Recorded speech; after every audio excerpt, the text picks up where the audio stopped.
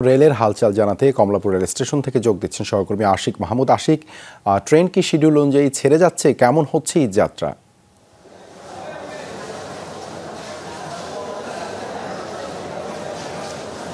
Debashis, train schedule অনুযায়ী ছেড়ে যাচ্ছে।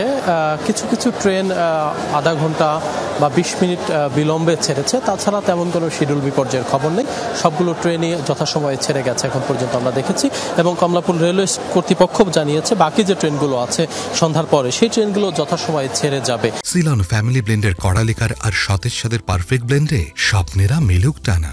তার একটু নমুনা একটু দেখাই। এই যে এখন ৩ নম্বর প্ল্যাটফর্মে যে ট্রেনটি রয়েছে কুড়িগ্রাম এক্সপ্রেস, এই ট্রেনটির ছেড়ে যাওয়ার সময় ৮টা ৪৫ মিনিটে ইতিমধ্যে ট্রেনটি প্ল্যাটফর্মে এসে পৌঁছে গেছে, যদিও যাত্রীরা এখনও আসেনি।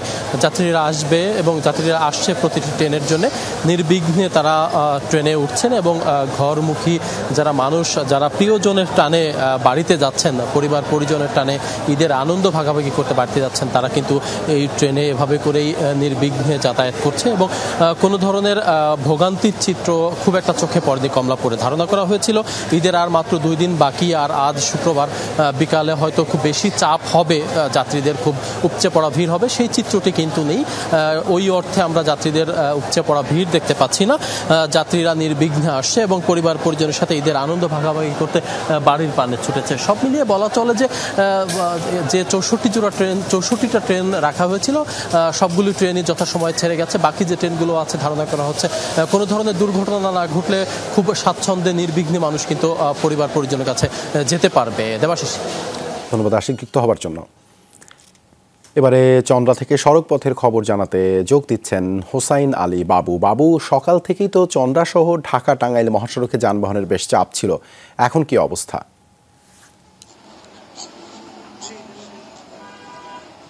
দেবাশিস, এখনকার পরিস্থিতি যদি বলি, ঢাকা টাঙ্গাইল মহাসড়ক যে চন্দ্রা মোড়, সেই চন্দ্রা মোড়ে কিন্তু গাড়ির দীর্ঘ সারি রয়েছে এবং গাড়িতে ছাদে উঠে যাত্রীরা যাচ্ছে, যেটা সারাদিন কিন্তু আসলে এই ধরনের দৃশ্য কিন্তু আমরা দেখিনি। আমরা যদি একটু দেখাই যে গাড়ির ছাদে কিন্তু এখন মানুষ উঠে যাচ্ছে, কারণ গাড়িতে ভিতরে এই পরিমাণ চাপ, কোনো যাত্রী আসলে গাড়িতে উঠতে পারছে না, যার কারণে আসলে তারা ছাদে উঠে যাচ্ছে, জীবনের ঝুঁকি নিয়ে তারা বাড়ি যাচ্ছে।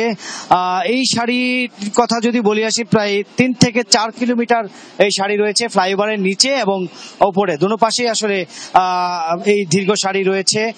কিছুক্ষণ আগেই কিন্তু আসলে পুলিশের মহাপরিদর্শক এসেছিলেন এখানে, ড্রোন উড়িয়ে কোন কোন জায়গাতে কি ধরনের সমস্যাগুলো আছে সেগুলো উনি দেখেছেন এবং তাদের যে কর্মকর্তা রয়েছেন যারা এখানে কাজ করছেন তাদেরকে নির্দেশনা দিয়ে গেছেন যে আসলে মানুষ নির্বিঘ্নে নির্দ্বিধায় যেন বাড়িতে যেতে পারে, সেই ধরনের কাজ যেন ওনারা করে, সেই ধরনের নির্দেশনা কিন্তু আসলে পুলিশের যে মহাপরিদর্শক উনি দিয়ে গেছেন। তার পাশাপাশি আসলে